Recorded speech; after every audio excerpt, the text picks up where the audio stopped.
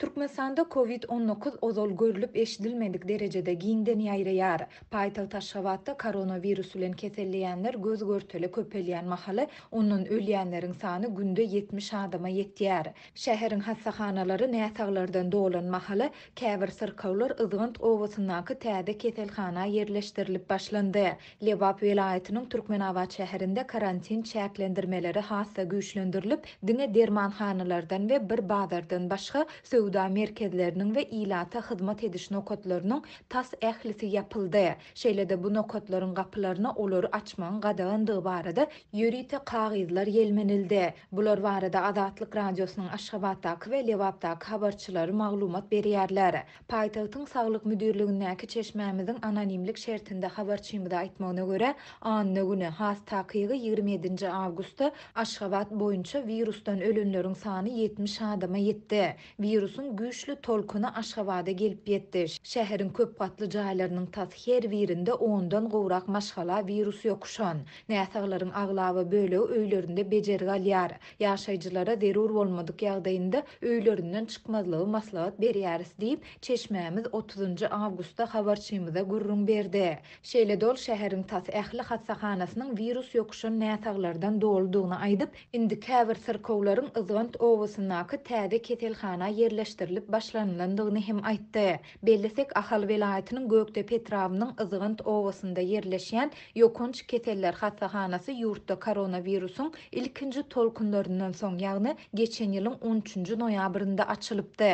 Bu keselhanany uzak wagtlap Covid näsaglaryna bermek islemediler. Häzirki wagt oňa koronavirus näsaglary kabul edilip başlanan bolsa-da, unda diňe ýokary derejeli tanışyň bolsa bejergi alyp bolýar. Ýagny näsaglary diňe saglyk ministri ýa-da onuň orunmasary jaňetсе kabul edýärler diýip çeşmämiz aýtdy. Şol bir wagt ol şäheriň ýokunç keseller we beýleki hassahanalarynda özüni sähel gowy duýup başlan koronavirus näsaglarynyň keselhanadan çykyp öýlerine gitmäge mejbur edilýändigini hem belledi. Bu habarlaryň arasynda ýurtda COVID-19 hasaba alynandygyny resmi taýdan boyun almaýan türkmen häkimetleri virusyň ýaýramagyna garşy ätýaşlyk çärelerini hassa güýçlendirýärler. Aşgabatda berk maska rejimi güýje giridildi. Şäheriň bazarlaryndaky, dukanlaryndaky we dermanhanalarynaky satyjylar hökmany maska giýmeli edildi. Lewapyň Türkmenabad şäherinde hem karantin çäklendirmeleri gün saýyn güýçlendirilýär. Häzirki wagtda şäherde diňe dermanhanalar we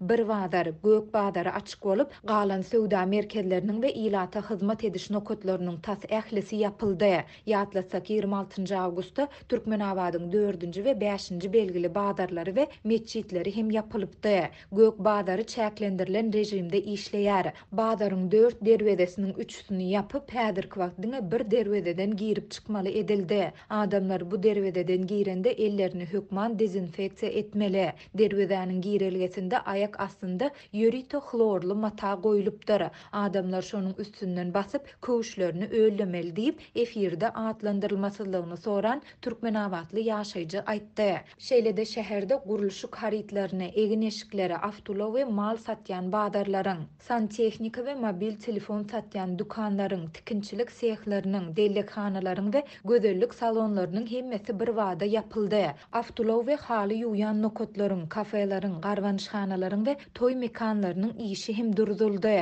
Ozal görülüp eşidilmedi karantin çäklendirmeleri hassa berkeýär. Häzir ýapylan söwda we hyzmat ediş nokatlarynyň gapylaryna olary açmagyň gadagandygy barada ýörite kagyzlar ýelmenildi. Toý sähede awgustyň soňky 10 günlüğinde diýilip kesitlenen ýaşlar öz durmuş toýlaryny owalardaky uly jaýlarda we olaryň howlularynda geçirmeli boldular diýip Türkmenabadly ýaşaýjy aýtdy. Bu habarlaryň arasynda welaýatyň käbir owalarynda ýaşullar ilat bilen ýörite ýygnaklary geçirip, olara köpçülükleýin ýerlerine barmagyň, jan saglygyna sadaka bermegiň we oturşuklary geçirmegiň gadagandygyny duýdurýarlar.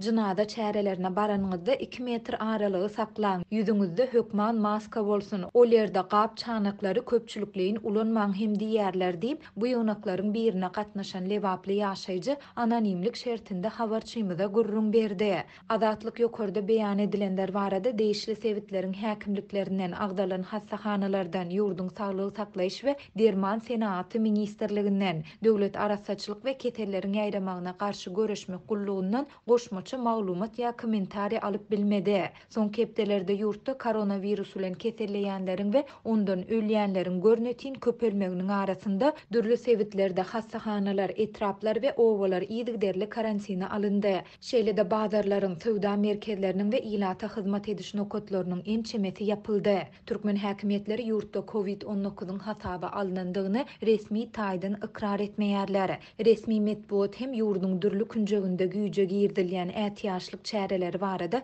hiç hili gurrun gozlamaýar.